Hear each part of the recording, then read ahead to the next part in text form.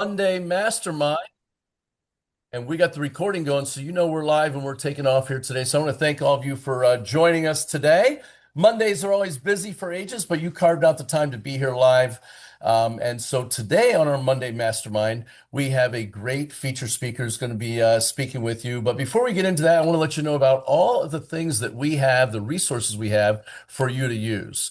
As you notice, our name is Grow Global. And Grow Global is just simply this. We're a group of agents who are from all across the country. We have different experience levels, different brokerages. Everybody's welcome here. You'll have some commercial agents, some residential agents. We've got agents that have been doing real estate almost 50 years on here sometimes. So quite a bit of experience. But if you're brand new, don't worry. There's going to be stuff here for you today, too. So we have a bunch of resources. One of the things we have is a Facebook page. Make sure whoever invited you on here gets you on the Facebook page. We put announcements and things like that on there. We also, of course, record this on Mondays. But what we find is that if you come live, you get more out of it. Why? Because you get to participate. Now you're wondering, why would I want to participate? Here's why. Because our awesome support staff is going to take the content today, the long form content, and they're going to chop it up into short pieces called shorts.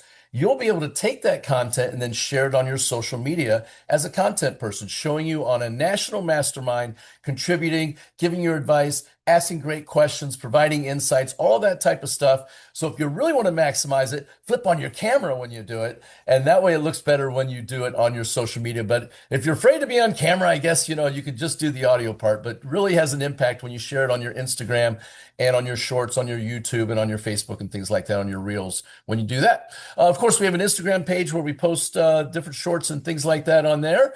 And then we have a web page. On the web page, you'll notice across the top here, there's all kinds of resources. The main tab we're going to look at now today is the events tab. The events tab talks about what we have going on and especially what we're doing on our Monday masterminds. Well, today we have a featured guest on here, and I'm so excited. I've known this woman now for going on 8 years. We've been on national stages together in Las Vegas in front of thousands of agents. And today we're going to talk about being better than your fee starts here. And who I'm talking about here is Renee Funk. Now, you may not know a lot about Renee. Some of us do, but I want you to know who you're talking to today. She's a speaker, a communication strategist, a real estate leader, and coach. She's got a massive real estate team in the Orlando area in Central Florida. So if you find somebody who wants to move to Central Florida, you definitely want to refer them to people on her team. You can hit her up. I'm sure she's going to have her contact information here for you so she can hit you up, get you paired up with the right person to go with on there. But she's built a reputation helping professionals communicate with greater clarity, curiosity, and confidence. And she is what's called an exactly what to say licensed trainer. So she's licensed in this. She's going to tell us a little bit more about that as we go. She's also Success Magazine Top 125 Leader to Know. So she's sought out speaker and trainer from all across the country. And I know our brokerage loves putting her up on stage in front of thousands of agents. And with that, I'm going to stop my share and I want to bring on Renee Funk. Renee, there you are. Take it away. Everyone, just take a deep breath. Well, good.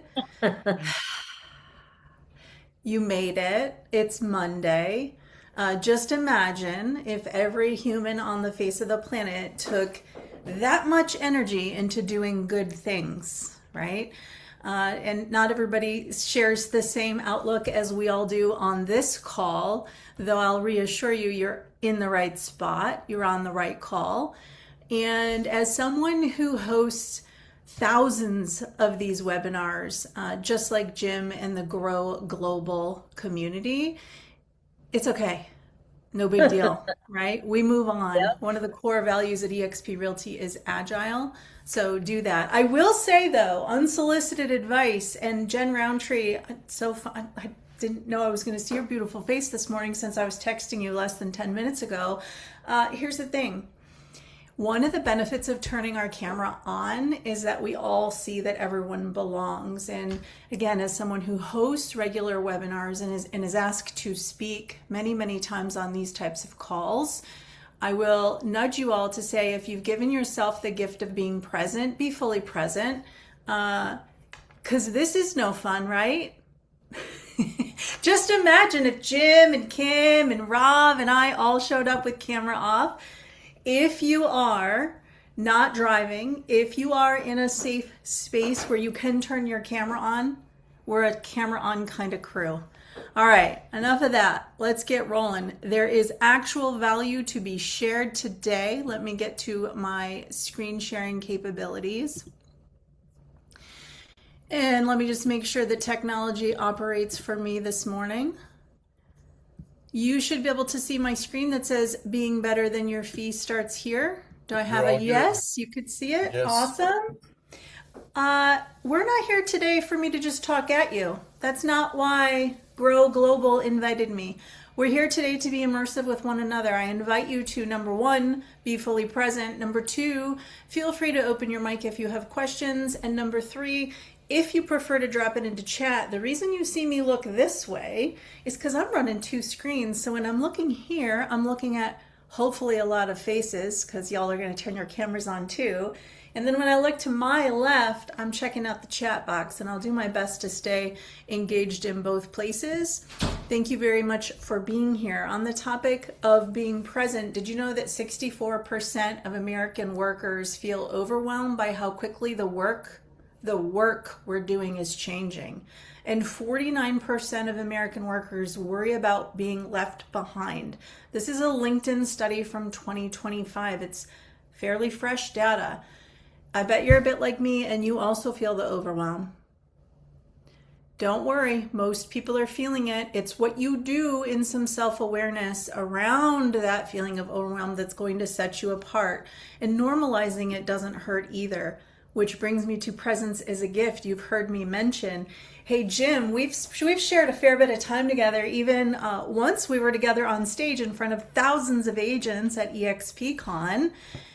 Did you know that every meeting I start when I host a meeting starts with this one slide? And why is this slide important to you? Why do I bring this to you? Because of the fact that you feel, all of us feel, pulled in 37,000 different directions. Giving yourself a moment of intentionality to say in any meeting, I don't care if you're at dinner tonight with your family, if you go out with your besties, if you're at your next listing consultation, take a breath. Give yourself the gift of being fully present. You also give the room that you're in the gift of being fully present. And I share that with you because I am not a master at this. What I am is bringing intentionality to most people that are in my world because it's incremental improvements that will help us all connect differently. And being half in one place and half in another, guess what? There's no such thing as multitasking.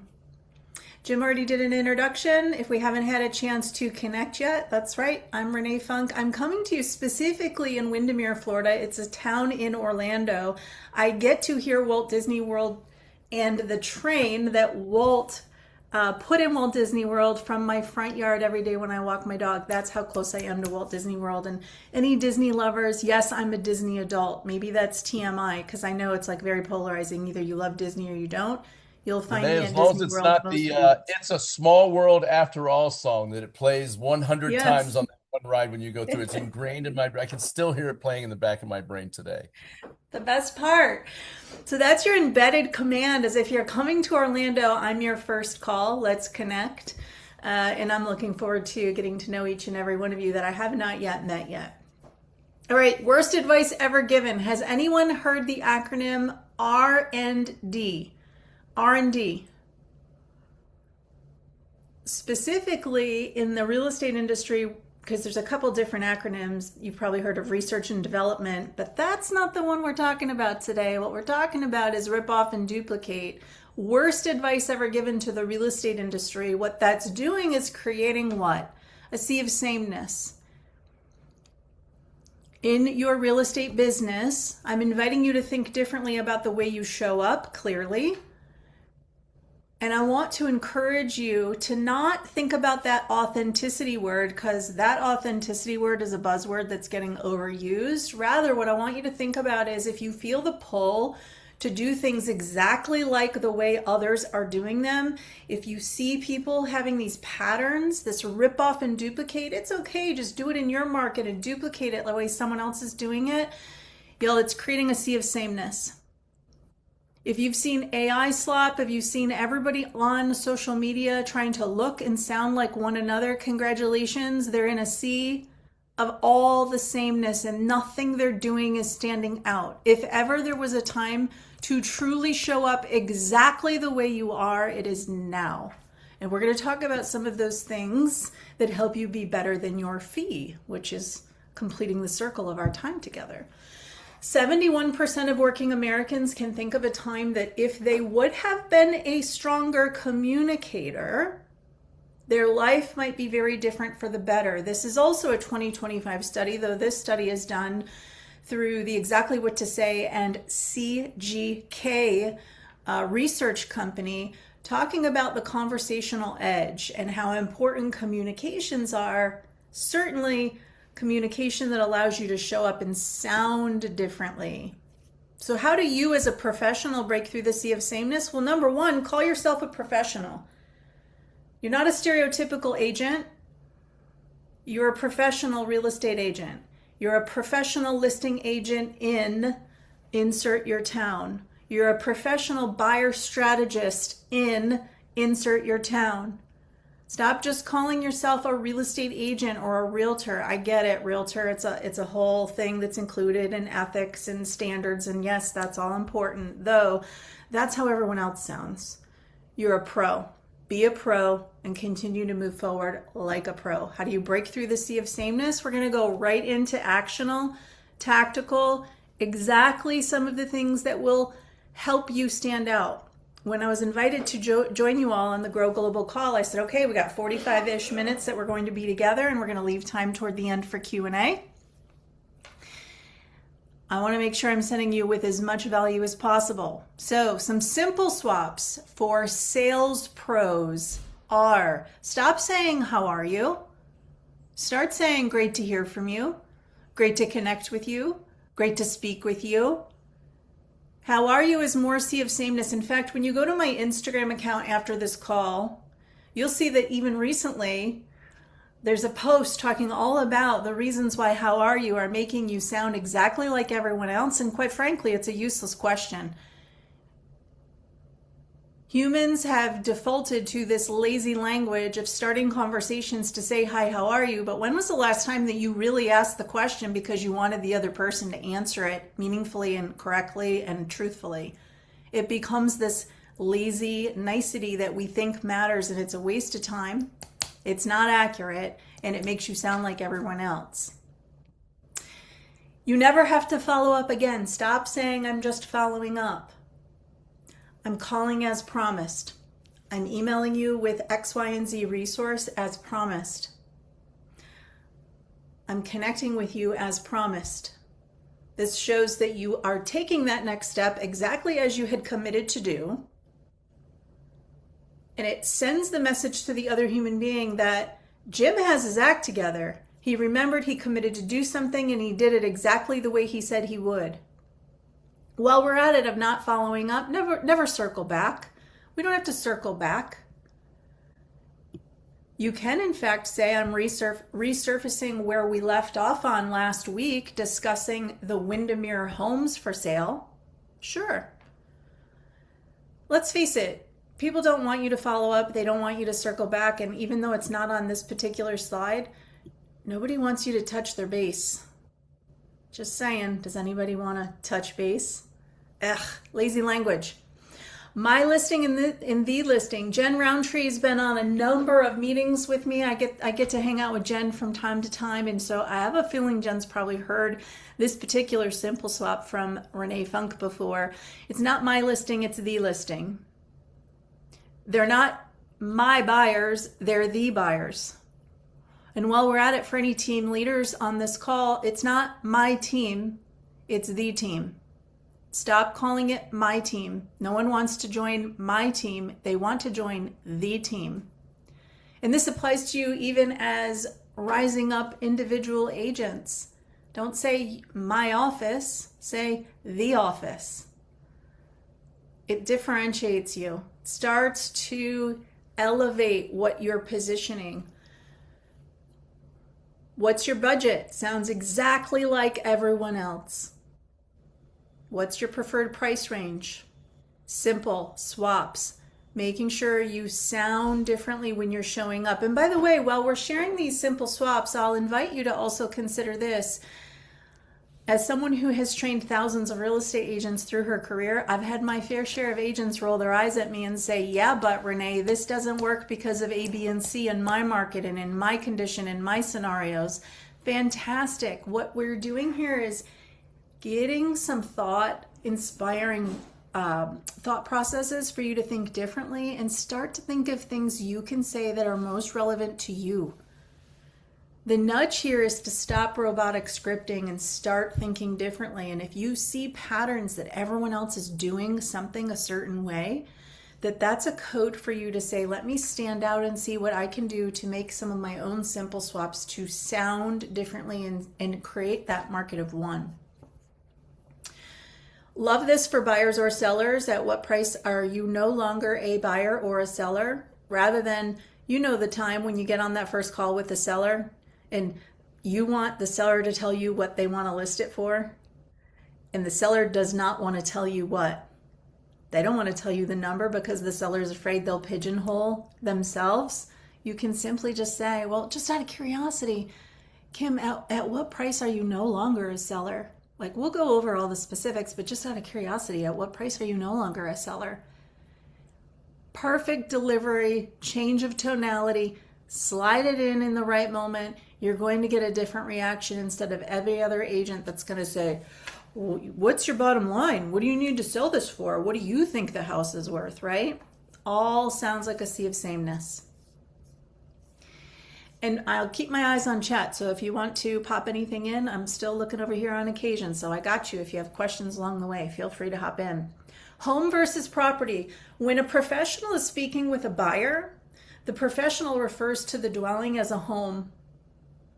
When a pro is speaking to a seller, that pro refers to the dwelling as a property. The pro will start that disassociation and that attachment. Because when we're talking to buyers as a pro, we're wanting the buyer to start envisioning themselves in the future version of the lifestyle they're aiming to achieve. Refer to it as home. And then similarly with sellers is, we all lead with empathy with sellers. When was the last time you had to pack up and pack all those kindergarten memories of kiddos or all the memories that you've had in a house for a very long time? Referring to it as a home doesn't help that process, rather property, and they start to disconnect with it and start to say, you know what, I'm ready to turn the chapter. Tiny, massive details here. What's your timeline? Rather, how important is it to be in your Orlando home before the end of summer? Throughout your time as a buyer's agent specifically, you're going to be talking to buyers and you have different time periods that you can start to do a tie down with. Right now we're in, as you know, we're in June. So here in Orlando, it's very common that the buyers that are in motion, real hot and heavy, many of those buyers want to be in place before school starts. And many of those buyers who are coming from other states may not realize that school starts in Central Florida the second Tuesday of August, usually around that August 10th date. So when the pros here in Orlando at the Funk Collection are talking to buyers, especially if they're moving from up north or another state, we're not saying, what's your timeline? Because in their head, that buyer might be thinking my timeline's before school starts, and they might be thinking that means second week of September. So there could be a context misalignment rather than saying how important is it to be in the home before summer, the end of summer, when school starts. Hey, P.S., that's around August 10th for us here. All right. Is Let it me still ask like you, 120 in Florida, like in August 10th? I mean, the kids oh turn yeah. to Oh, dust waiting for the bus, don't they, in August? it's hot. It's still very hot. Before I go to the next topic, though, I want to ask each and every one of you, drop it into chat or open your mic, which one of these simple swaps stands out to you most that you will put into motion this week? I want to hear it. I love when you said the how are you? When people just say that, it's kind of like a throwaway question. I have a response I always say to people, and I say, it's a great day to be alive. And when you answer back to them, they're almost like shocked, like, oh my gosh, now what do I do? Because I asked a question I really didn't want a response to. It was just a throwaway question. But Yep. I say that every time to people now, and you're right. It's just it's a lazy way of speaking. People just say it, but they don't really care how your day is. So And, it's good and stuff. and they might care. It depends on the relationship though, Jim. And so what you're referring to is brilliant. You're referring to a pattern interrupt. Jim created something he can say when he's prepared that someone along the line, even today, will say, "How are you?" The pattern interrupt is to think differently about how you respond. When someone asks, "How are you?" another thing you can do is say, "Excited to connect with you." Right, and it gets it back to them because they go, oh, it disrupts them, and they're like, what? So I love that you thought the how are you's impactful. Home versus property, great hearing from you. Laura says, really like them all, but really like calling as promised, and great to hear from you. Yes. Jen says the follow up. Heck yeah.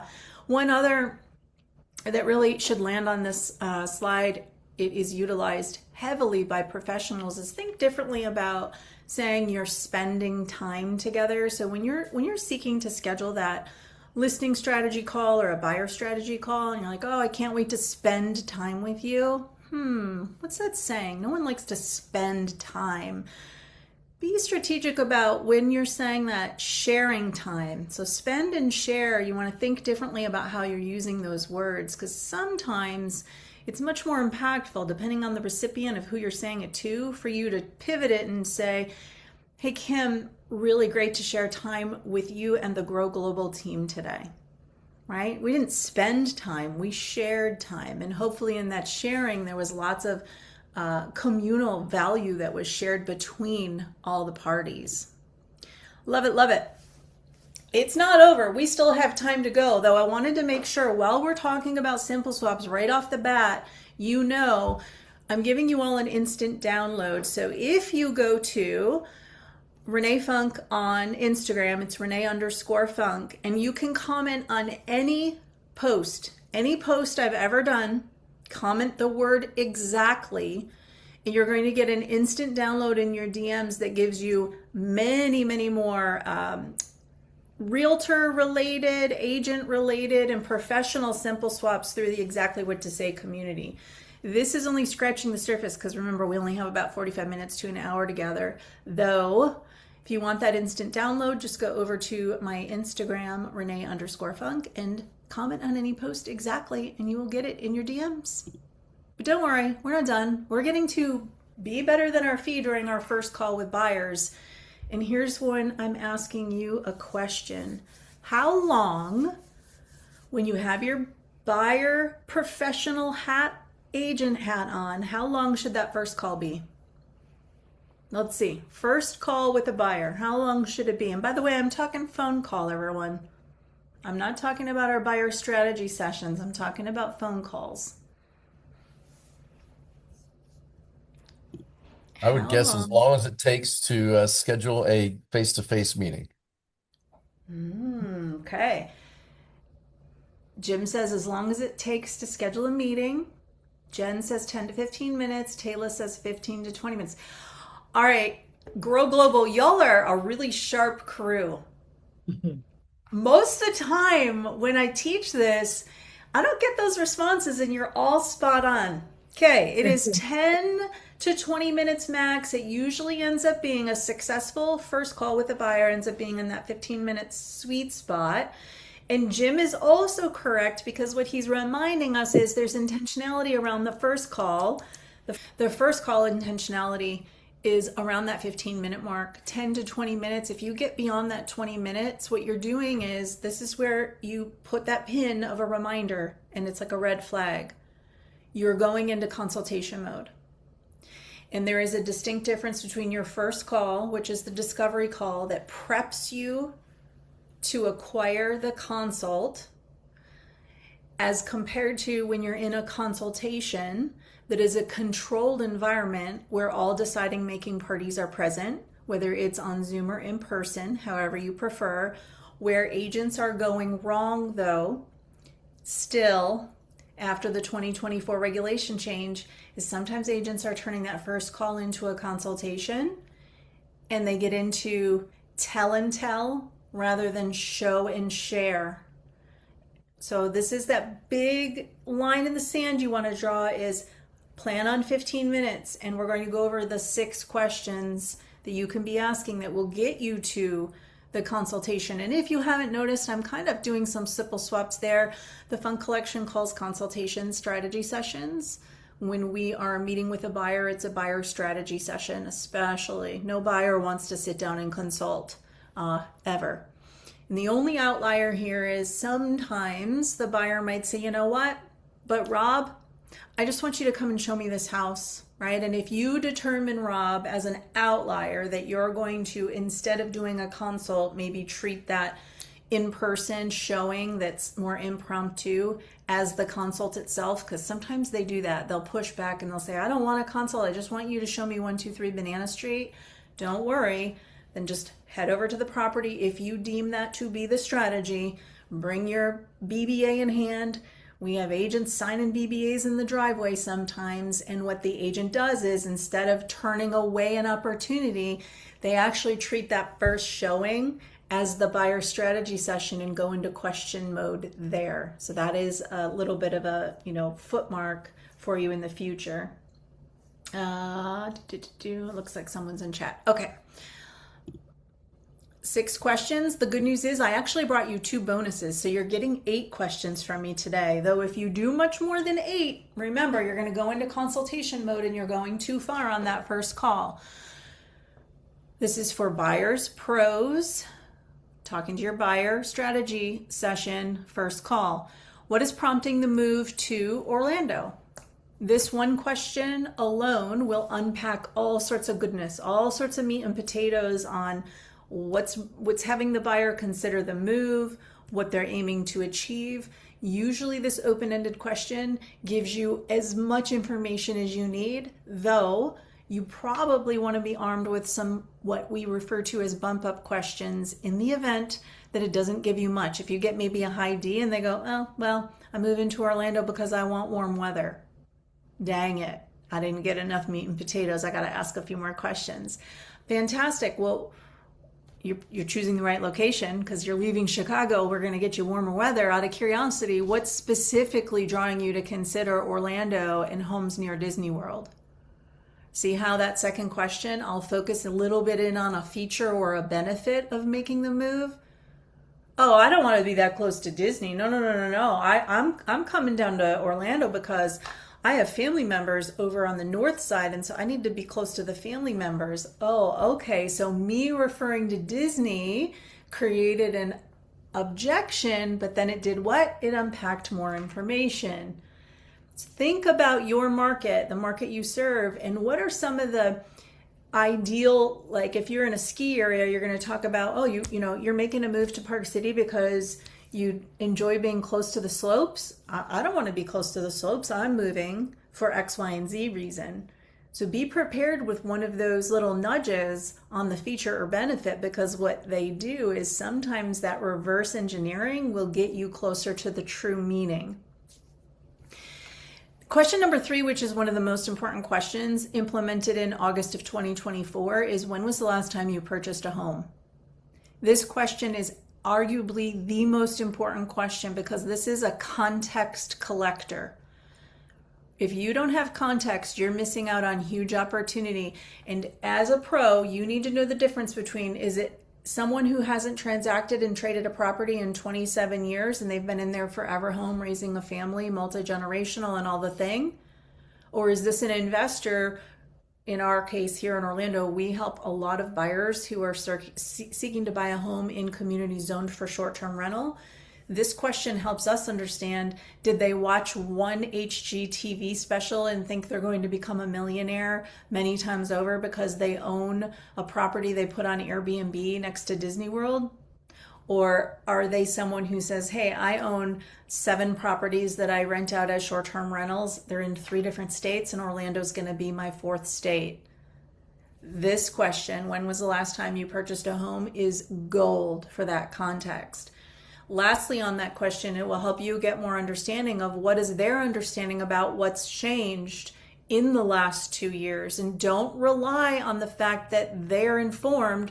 You all know what the media does. The medium fills a bunch of narratives that is not accurate, and we as pros provide the insight. So this question, if I haven't made it very clear, is one of the most impactful.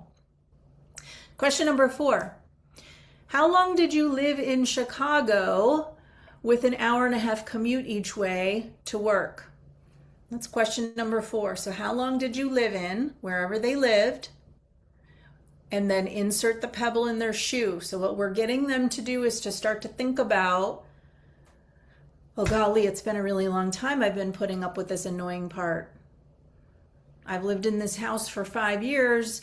It only has 3 bedrooms, but golly, we now have a family that we need 5 bedrooms. Well, how long have you been living in with 3 bedrooms?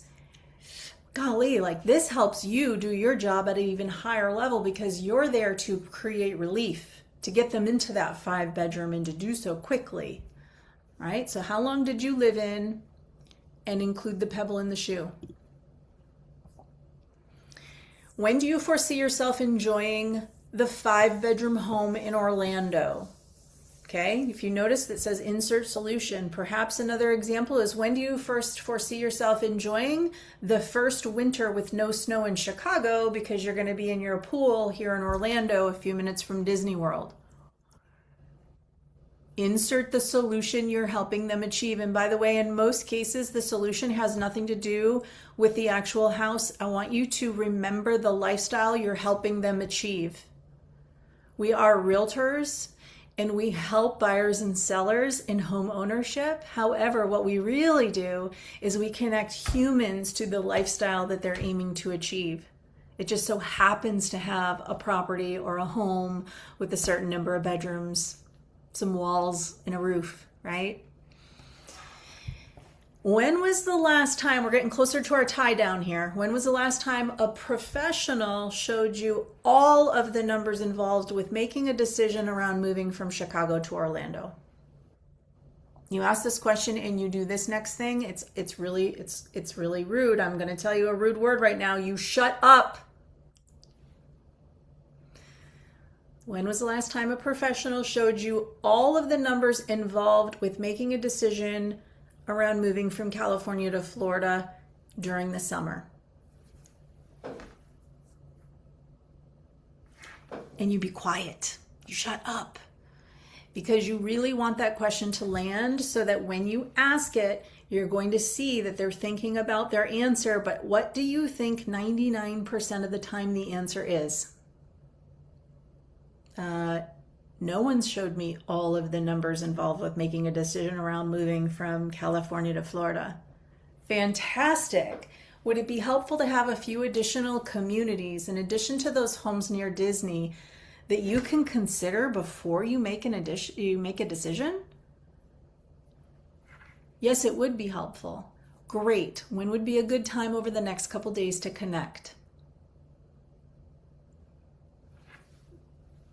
That's it. Very simply. You just took them through the journey. And by now, what you'll have is enough information and enough context to successfully set you up for your buyer strategy session.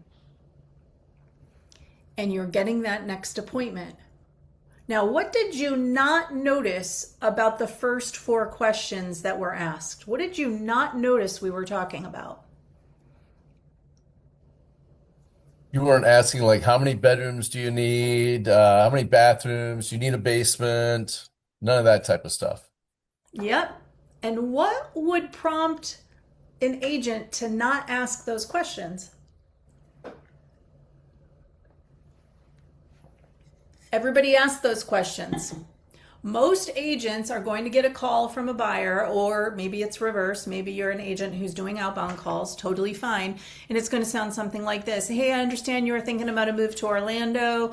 Are you still looking for a 4-bedroom, 3-bath in Windermere? Did you need that 2 or 3-car garage? I'll set you up on a saved search, and you just let me know if you find anything you need. Does this sound like guilty? And by the way, I'm raising my hand because I'm guilty. Years and years ago, that was me. Because that's the robotic sea of sameness the industry has all been taught. Do it this way because this is how it's done. And then what's happening is then the agents are frustrated because they're like, why am I being met with resistance? Newsflash, because everyone sounds exactly the same. I'm inviting you to say, hey, Renee and the Funk Collection do things differently. That was inspiring. Let me take some of those ideas and even make it your own.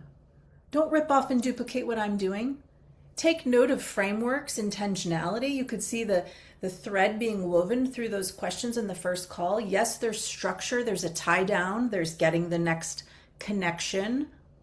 I don't even call those meetings, I call them connections, because we as agents don't want to show up sounding like every other stereotypical agent.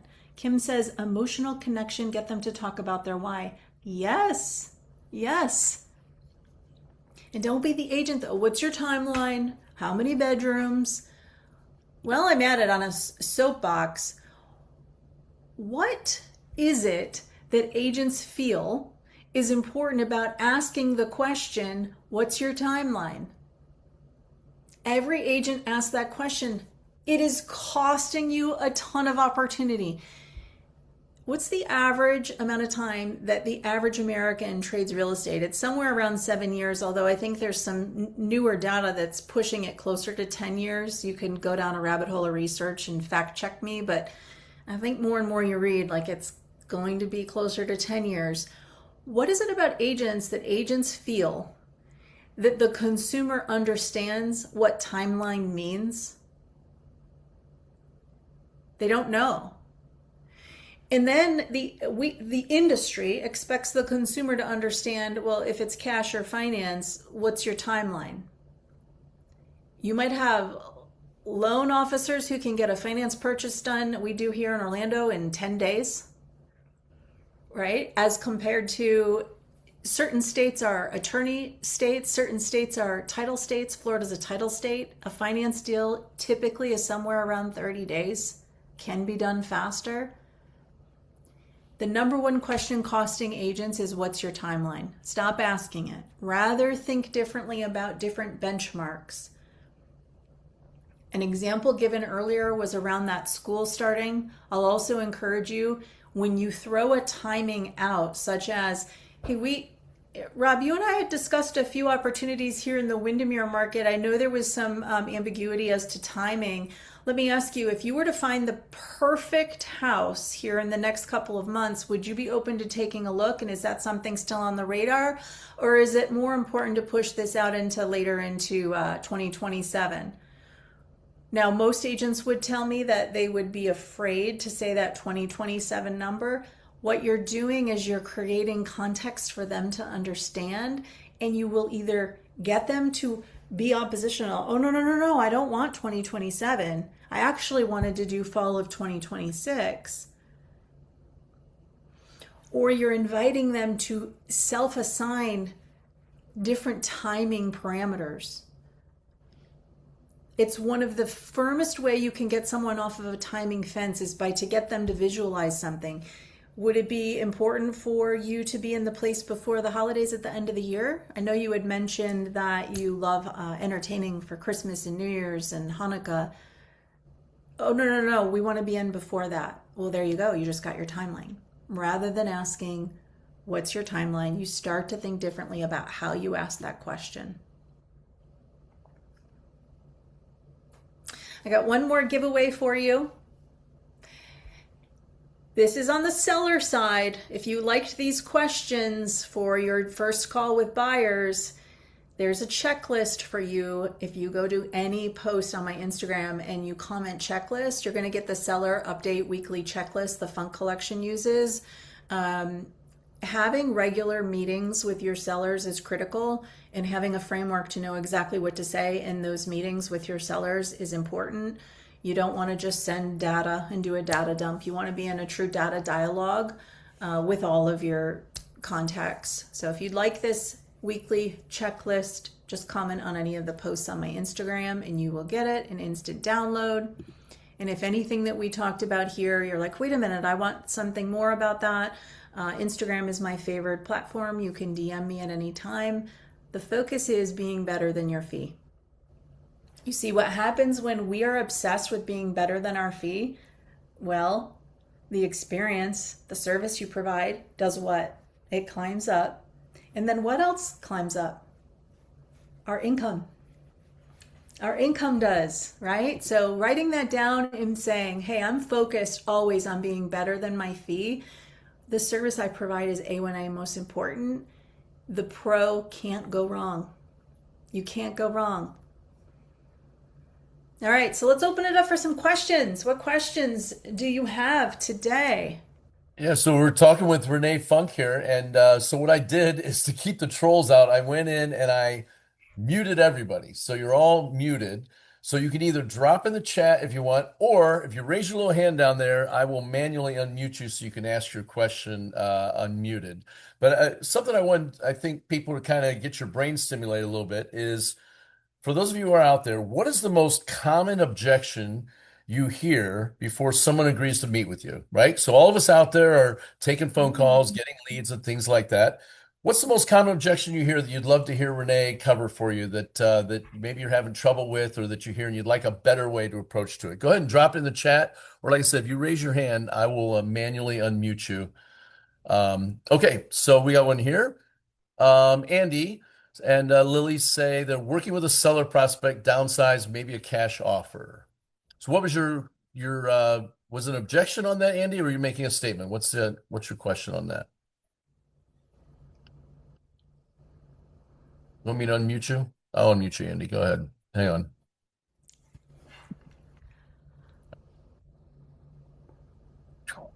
There we go. I tried to unmute you. Hang on. Go ahead, Andy. You want to ask that question? Go Yeah, ahead. just tips, how to talk to them without asking those conventional questions we always ask. Absolutely. What is the modality? Are you on a first call with a prospective seller and aiming to get to your listing strategy meeting? Yes, first call. Fantastic. Very similarly, what prompted you to call today? What's prompting you to consider the move? Share with me, what are a couple of the things that you actually first fell in love with about this property? Really, I'll tell you, Andy, when I get the most pushback, because I've had my fair share of yeah buts from agents. It's one of the reasons why I have thick skin. It's all good. You can yeah but me all you want. Um, Not that Andy is, though I've had my fair share of yeah buts, and it's totally fine because I'm a you do you kind of girl. I've been told a million times over the last 15 years, if you ask a seller to tell you what they like about the current property, what you're doing is you're getting them to think about the reasons they shouldn't sell. Bah. What you're doing when you ask for one thing or a couple of the things that you first fell in love with is you're getting them to first think past before they can think future. And the other thing that you're doing is you're setting yourself up so that when you're there in person, you're going to remember. You got to take amazing notes, however that is, your CRM, whatever you're doing to take good notes, because this only works if you take great notes for your own calls. You're going to then remember to re-mention that in person. The reading nook upstairs that overlooks the backyard, they say that on the call and you go, fantastic. Note to self, they love the reading nook upstairs. So when you're doing the walkthrough with the seller, the pro will say, hey, Laura, you mentioned this reading nook being super, one of your favorite areas. You weren't wrong. This is super sweet. I've actually already benchmarked this to make sure that the listing photographer and videographer are going to do a special coverage for this spot alone. You weren't wrong. And what are you doing? You're sending a message. I heard you. I'm validating you. I'm paying attention. Most agents are going to go in and go, oh yeah, 4 bedrooms, 3 baths. You got to sell. Why? When do you need to be out by? What price are you looking for, right? Lazy language. And then the rest, there's a whole list of questions when you do the seller checklist too, Andy. That's great. That's Tony. great. We've got a question from Tony Justo. Go ahead, Tony. We got you unmuted. Anybody else that wants to ask questions, you can put it in the chat or you can raise your hand like Tony did here and we'll get you unmuted. This is a scam. Everyone needs sleep. No, I'm teasing. Sorry. Tony the troll.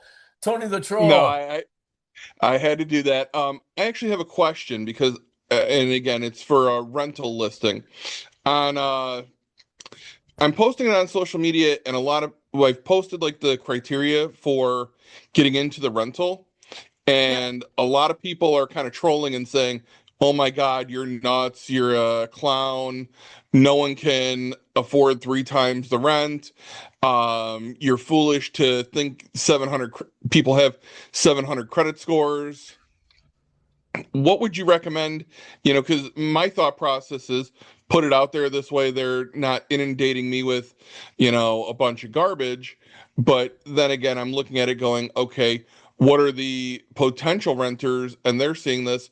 And then could that possibly give a negative effect to them to where they don't want to reach out and they think, oh, this is a bad thing? Loaded question here.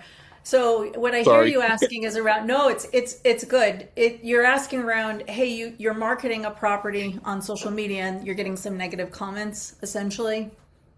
Hmm.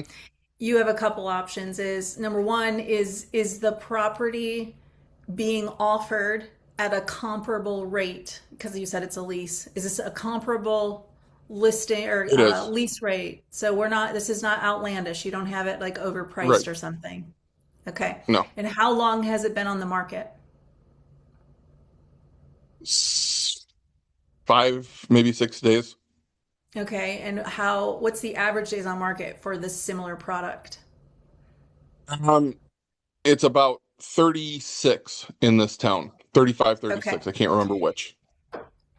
So there's all sorts of things that you can see online with people who have had naysayers, right? Aligned with what your client says. So have a conversation with your client and make sure that this is aligned with them. You have options such as putting them all out on the table. You know the movie 8 Mile with Eminem?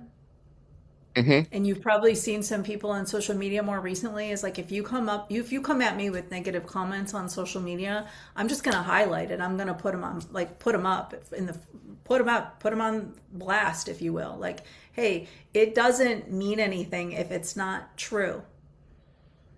If it's not true, it holds Exactly. no power. So again, this is a little bit different because I'm more so talking like if someone's commenting on my personal content or Jen's or any one of yours that's a little more personal brand related, you bet your butt I'm just going to put that on blast and call it out. In this case, if I was the listing agent, I would have a conversation with the seller or your Mhm. client and just say, hey, I'm thinking about I am the doing client this. too.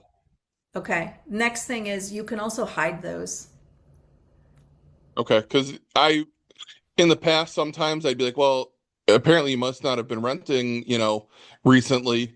These are, what things are going for standard. Or I'll come up and say, you know, I understand you might not meet the criteria for this property. If you'd like help, searching for something that does meet, that you can meet the criteria, please let me know and I'd love to help you. I'd love to assist you.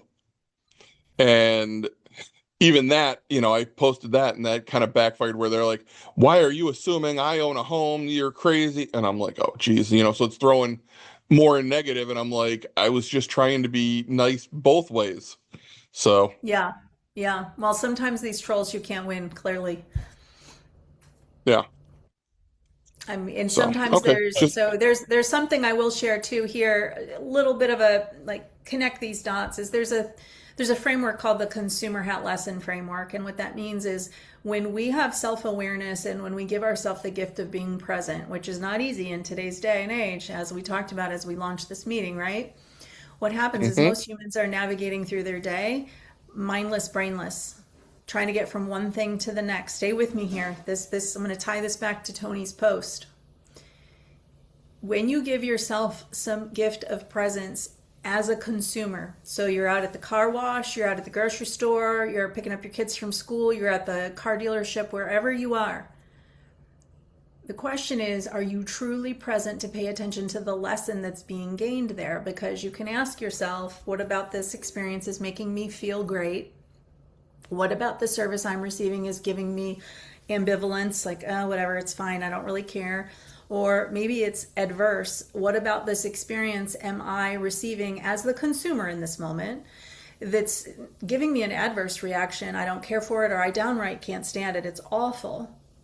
Then you say to yourself, well, how can I take what I absorbed in this moment and cascade that into my own business as a service provider? Now, you might be asking, what the heck, Renee? How do you connect this dot to Tony having a post for a listing that may have some naysayers? Because if feedback is given or if there's naysayers online, it doesn't mean that they're wrong always. If it's outlandish, fine, it's outlandish. But what if that's actual founded feedback and perspective?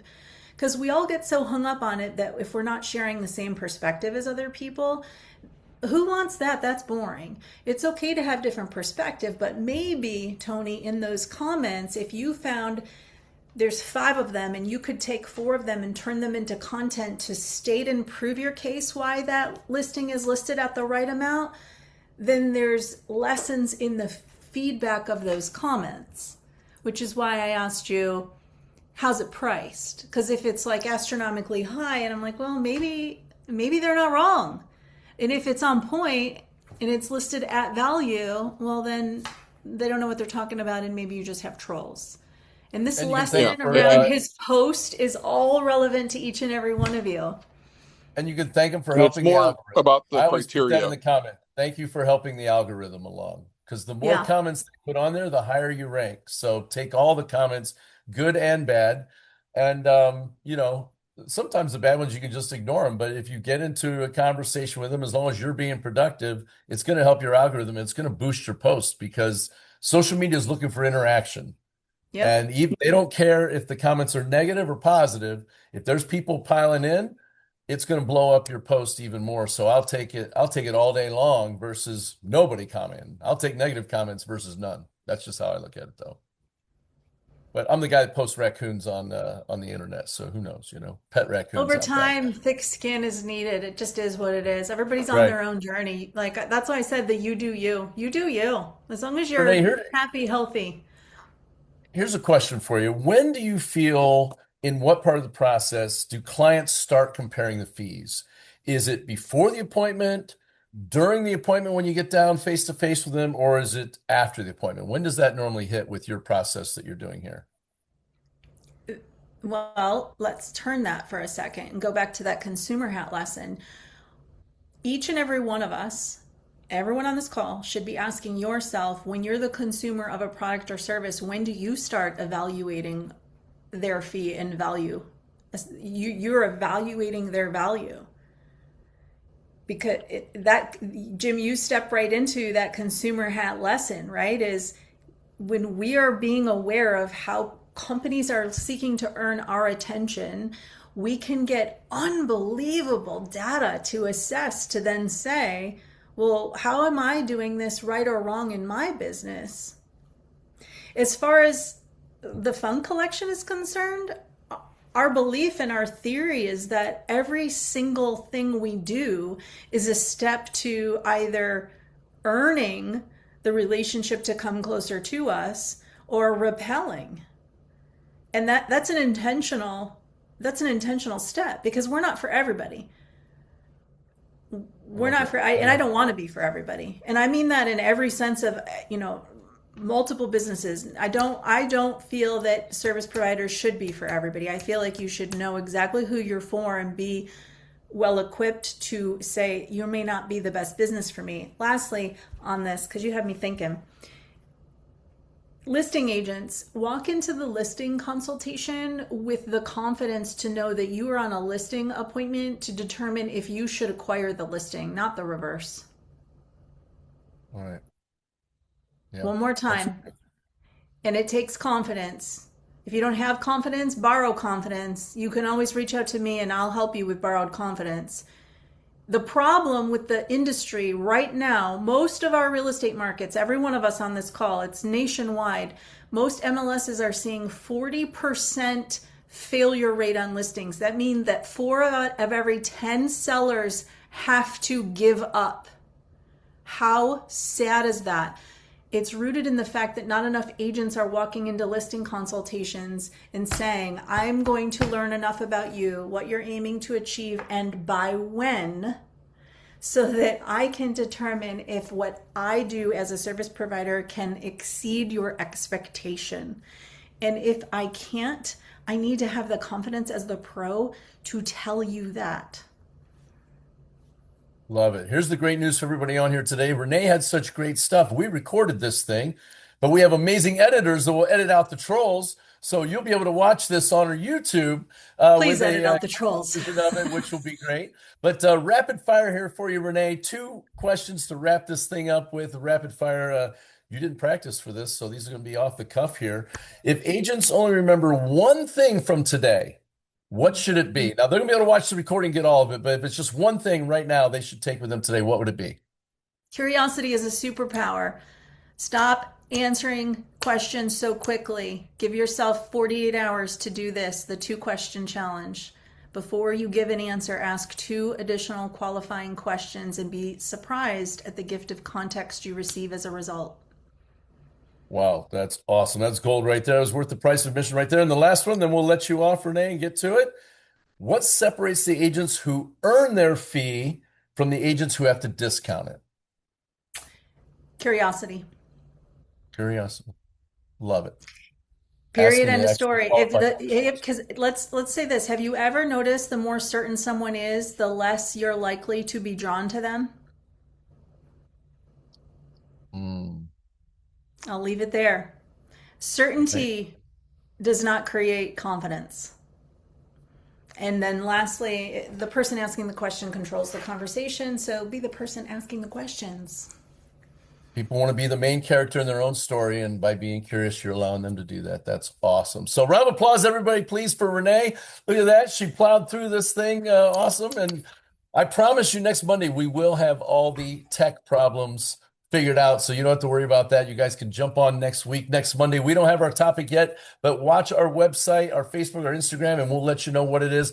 We'll probably have this thing posted by Wednesday, edited up and ready to go so that you can get in there and check it out. And go to Renee's website. Again, Renee, do you want to put it in the chat real quick? The Instagram on there.